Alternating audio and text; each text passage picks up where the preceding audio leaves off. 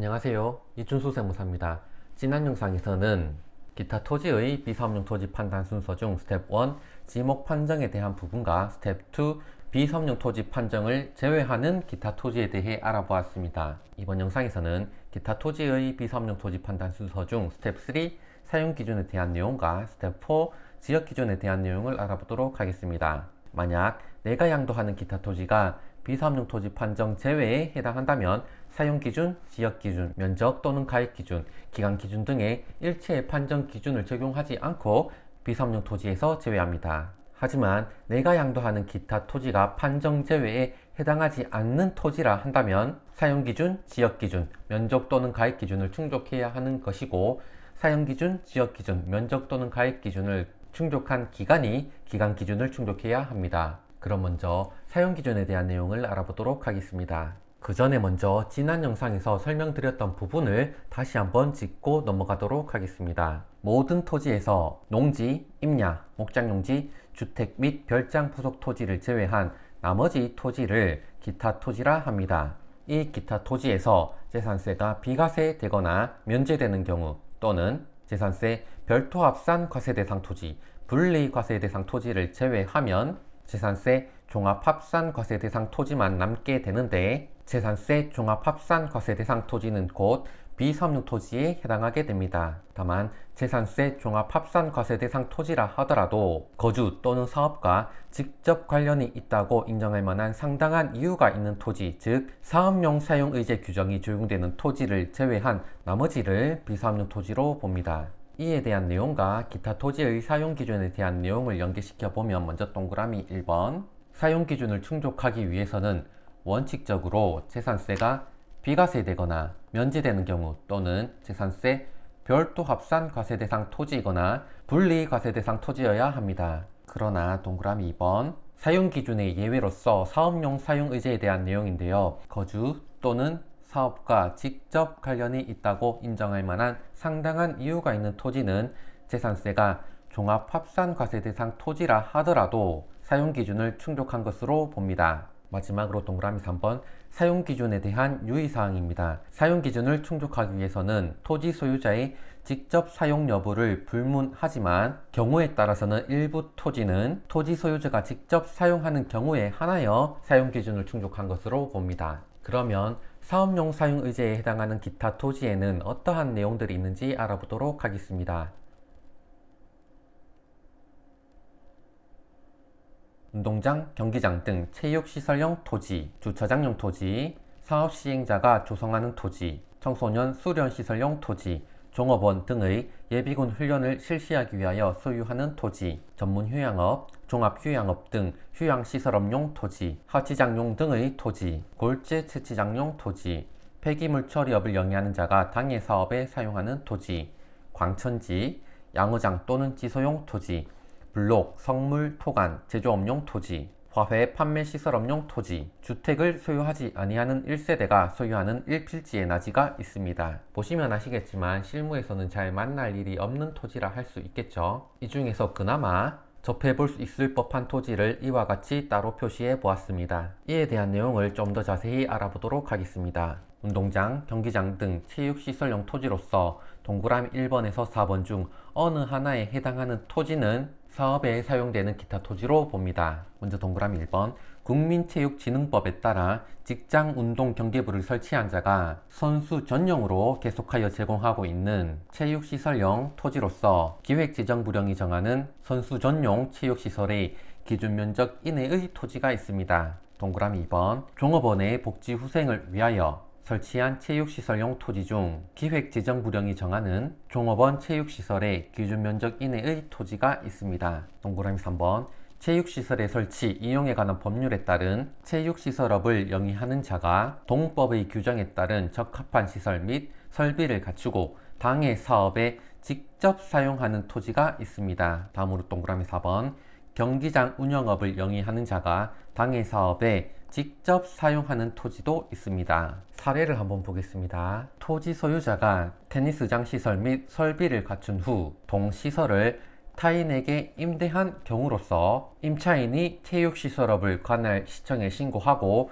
실질적으로 사업을 영위한 경우 동그라미 3번에 해당하지 않습니다. 즉 체육시설업을 직접 영위한 주체는 토지 소유자가 아니라 임차인인 것이고, 토지 소유자는 해당 시설을 단지 타인에게 임대한 경우에 해당하기 때문에 동그라미 3번에는 해당되지 않는 것입니다. 다음으로 주차장용 토지로서 동그라미 1번에서 3번 중 어느 하나에 해당하는 토지는 사업에 사용되는 기타 토지로 봅니다. 동그라미 1번 주차장법에 따른 부설주차장으로서 동법에 따른 부설주차장 설치 기준 면적 이내의 토지가 있습니다.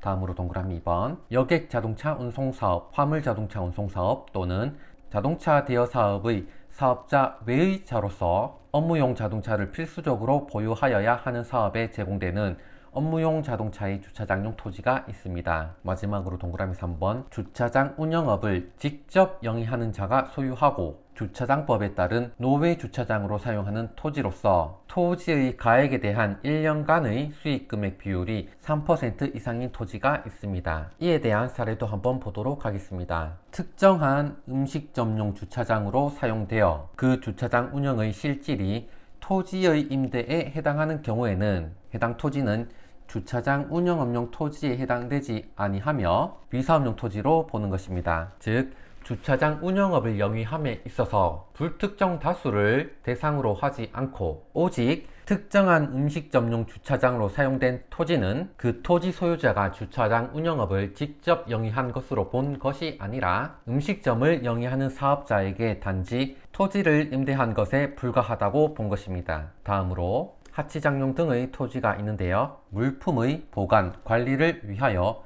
별도로 설치, 사용되는 하치장, 야적장, 적치장 등으로서 매년 물품의 보관 관리에 사용되는 최대 면적의 120% 이내의 토지는 사업에 사용되는 기타 토지로 봅니다. 여기서 하치장, 야적장, 적치장 등은 단순히 물품의 보관 관리만이 행해지는 장소로 사업자 또는 종업원이 주재하여 거래의 전부 또는 일부를 행하는 사업장과는 구분되는 장소로 보아야 합니다. 사례를 한번 보겠습니다. 재활용 사업에 종사하는 사업자가 재활용이 가능한 자원의 수집, 보관에 사용하는 토지는 하치장용 토지에 해당합니다. 다음 사례도 한번 볼게요. 공장군의 토지의 일부를 구분하여 상시 야적장으로 사용하는 경우에는 공장용 건축물의 부속 토지와는 별도로 하치장용 토지로 보아 비사업용 토지의 해당 여부를 판단하여야 합니다. 왜냐하면 공장용 건축물의 부속 토지는 재산세가 분리과세 또는 별도 합산되기 때문에 비사업용 토지 판정에 있어 면적 기준 적용 시 하치장용 토지와는 다른 기준이 적용되기 때문입니다. 마지막으로 사례 하나만 더 볼게요. 철근 도매업을 영위하는 사업자가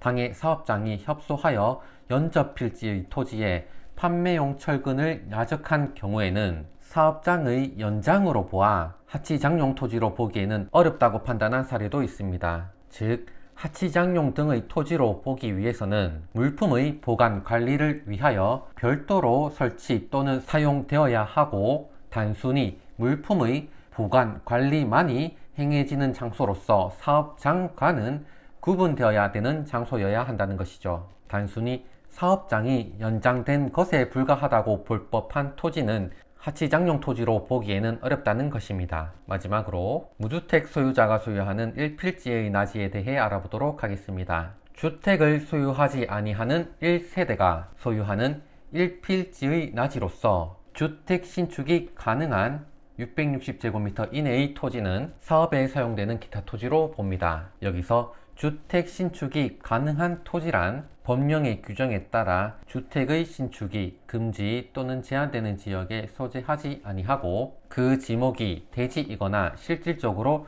주택을 신축할 수 있는 토지를 의미합니다. 사례를 한번 보도록 하겠습니다. 1세대가 주택을 소유하지 아니한 기간 동안은 사업용 기간으로 보는 것이므로 기간 기준 요건을 충족하는 경우 양도일 현재 반드시 무주택자가 아니어도 적용받을 수 있습니다. 예를 들어 보겠습니다. 2020년 1월 1일 주택을 소유하지 않는 나는 주택 신축이 가능한 660제곱미터 이내의 1필지의 나지를 취득했다고 해보겠습니다. 나는 해당 토지를 계속해서 보유하다가 22년 12월 31일에 해당 토지를 양도했다고 해보겠습니다. 나는 무주택자로 계속해서 살아오다가 22년 6월 30일에 주택을 취득했습니다. 이 경우에 있어 20년 1월 1일부터 22년 6월 30일까지 즉 2년 6개월간은 무주택자였고 22년 7월 1일부터 22년 12월 31일까지 6개월간 그리고 양도일 현재에도 주택을 보유하고 있습니다. 비사업용 토지 판정에 있어 기간 기준을 충족하기 위해서는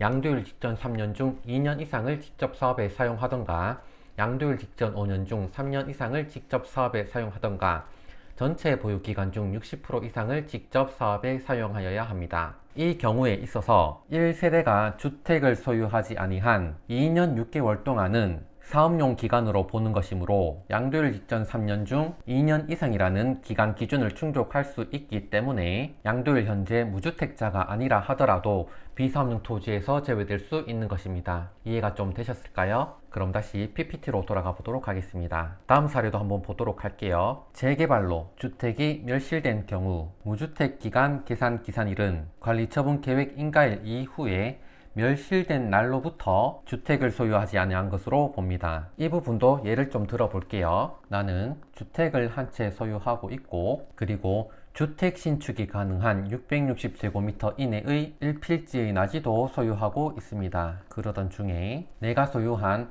한 채의 주택이 소재한 지역에 재개발 사업이 진행되어 해당 재개발 사업에 대한 관리처분 계획 인가 이후에 기존 주택이 멸실되었고 이로부터 4년 뒤에 신축 아파트가 완공되었다고 해보겠습니다. 여기서 기존 주택 멸실일부터 신축 아파트 완공일까지 나는 다른 주택에 전세를 얻어 살았다고 한다면 기존 주택이 멸실된 날로부터 신축 아파트 완공일까지는 무주택 기간에 해당하게 됩니다. 그전에는 주택 보유 기간이 되겠죠. 그래서 만약 기존 주택 멸실일로부터 3년 뒤인 시점에 주택 신축이 가능한 660제곱미터 이내의 1필지의 나지를 양도하게 된다면 기간 기준 적용 시 양도일 직전 3년 중 2년 이상이라는 요건을 충족할 수 있기 때문에 비사업용 토지에서 제외할 수 있는 것입니다. 이해가 좀 되셨을까요? 그럼 다시 PPT로 돌아가 볼게요. 마지막 사례입니다. 토지를 주차장으로 임대하여 임차인이 주차장으로 사용하는 경우에는 무주택 소유자가 소유하는 1필지의 나지 규정이 적용되지 않습니다. 자, 이상으로 사용기준에 대한 예외로서 사업용 사용의제에 대한 내용을 알아보았고요. 다음으로 스텝 4 지역기준에 대한 내용을 알아보도록 하겠습니다. 이 부분은 이전 영상에서 한번 다룬 적이 있기 때문에 해당 영상을 다시 한번 보고 오도록 하겠습니다. 마지막으로 농지, 임야, 목장 농지, 그리고 주택 부속 토지, 별장 부속 토지를 제외한 나머지 기타 토지에 있어서는 원칙적으로 지역기준을 적용하지 않습니다. 그러나 스텝 3 사용 기준에 대한 예외로서 사업용 사용의제에 해당하는 사유 중에 예비군 훈련장용 토지 그리고 무주택자의 200평 내의 토지는 지역기준이 적용됩니다.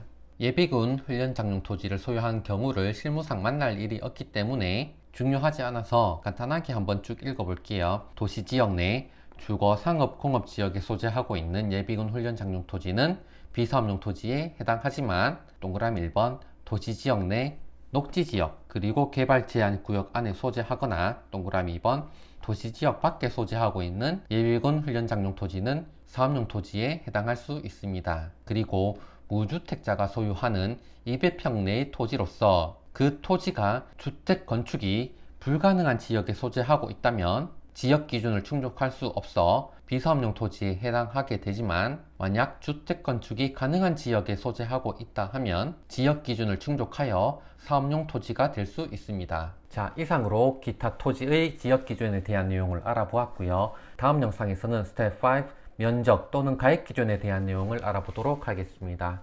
감사합니다.